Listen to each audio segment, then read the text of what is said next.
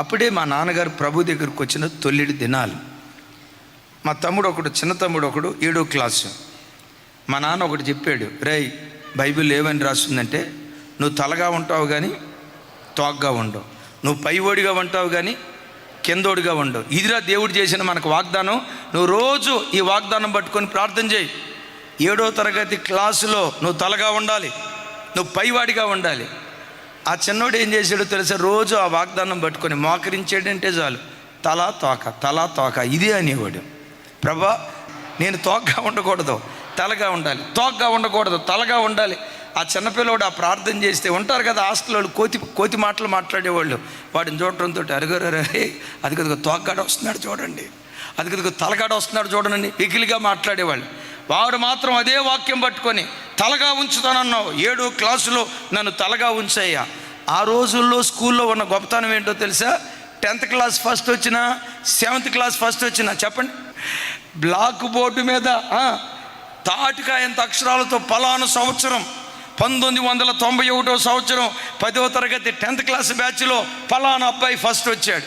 నా పేరు ఆ క్లాస్ రూమ్లో బోర్డు మీద, బ్లాక్ బోర్డు మీద రాయాలి అని రోజు ప్రార్థన చేసేవాడు. వాడు అదే ప్రార్థన చేసేవాడు. అదేమి చిత్రమో నాకు తెలియదు కానీ ఆ 7వ తరగతి ఆ సంవత్సరం ఆ బిడ్డే క్లాస్ ఫస్ట్ రావడానికి దేవుడు కృప చూపించాడు. నేను చాలా సంవత్సరాల క్రితం సేవకు వచ్చిన తర్వాత అమరావతి ప్రాంతంలో మీటింగ్కి వెళ్ళి ఆ రోజుల్లో వీడి పేరు బోర్డు మీద రాశారు కదా, 7th క్లాస్ ఉందా లేదా అని చూస్తే, ఆడికి వెళ్ళి చూస్తే ఆ చిన్నోడి పేరు ఇప్పటికీ తాటికాయంత అక్షరాలతో బ్లాక్ బోర్డు మీద ఉంది. దేన్ని బట్టి తలగా ఉన్నాడు? పిల్లలను చూసి, మరి చదువు లేని ముద్దోడ, ఎందుకు నా కడుపును పుట్టావురా, చెప్పండి మీ డైలాగ్ చెప్పండి. ఈ మాటలు అన్నదాన్ని కూర్చోబెట్టి దేవుడు ఒక మాట అన్నాడు రా, నన్ను బలపరచు క్రీస్తు ద్వారా నేను సమస్తము చేయగలనని పౌలు గారు అన్నాడు కదా, అడుగు దేవుని బలాన్ని పొందుకో, ఆ బలం ద్వారా నువ్వు సమస్తము చేయగలవని పద్దాకల ఈ ఫీడింగ్ ఇవ్వండి, ఆ వాగ్దానం పట్టుకోండి. భూలోకాన్ని తల్లకిందులు చేసే అద్భుతమైన వ్యక్తులుగా మన యవ్వన బిడ్డలను దేవుడు దీవించునుగాక. నా హృదయపు లోతుల నుంచి దీవిస్తున్నాను. ఈ వాక్యం ఎంతమంది అయితే వింటున్నారో నా చేతులెత్తి దీవిస్తూ ఉన్నాను. మీ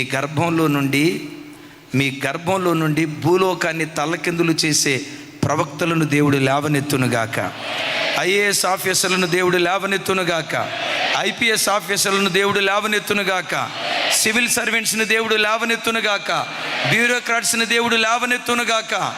చిన్న స్థాయి మొదలుకొని పెద్ద స్థాయి వరకు ఉన్నత ఉద్యోగాలు నీ గర్భాన పుట్టిన పిల్లలు చేసే కృప దేవుడు అనుగ్రహించునుగాక.